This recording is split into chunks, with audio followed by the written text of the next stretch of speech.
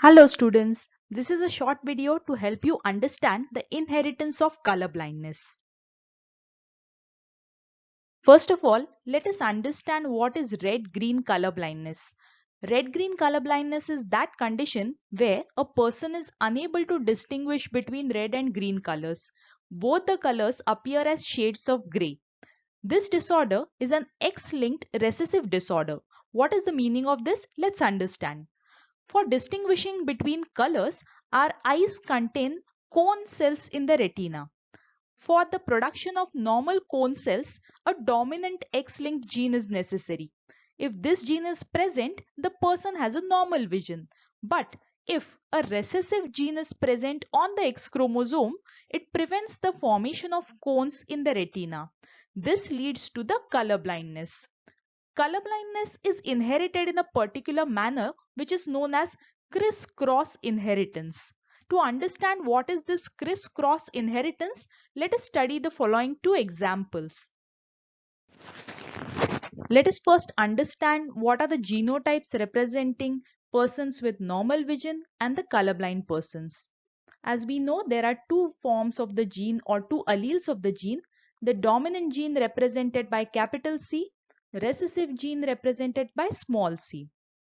Have a look at the genotypes of the different individuals.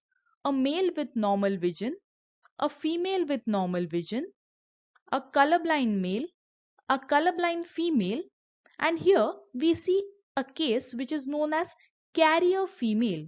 Who is a carrier female? A carrier female is phenotypically normal. That is, she will have normal vision. But studying her genotype, we find that one of her X chromosome carries a dominant gene and the other X chromosome carries a recessive gene. That is, she is carrying the gene for color blindness, but she herself is not colorblind. That's why she is called as a carrier. Why is it so? Because there is a dominant gene which can suppress the effect of this recessive gene. That is why she is a carrier. The concept of carrier is not possible in males because males have only one X chromosome.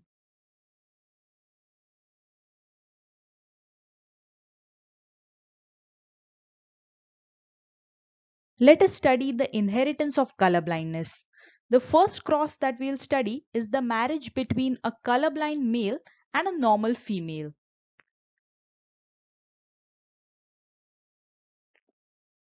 These are the gametes which will be produced by them. And now let us check what are the possibilities of the offspring.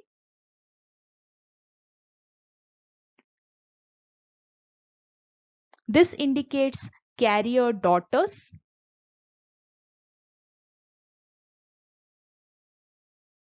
And these indicate normal sons.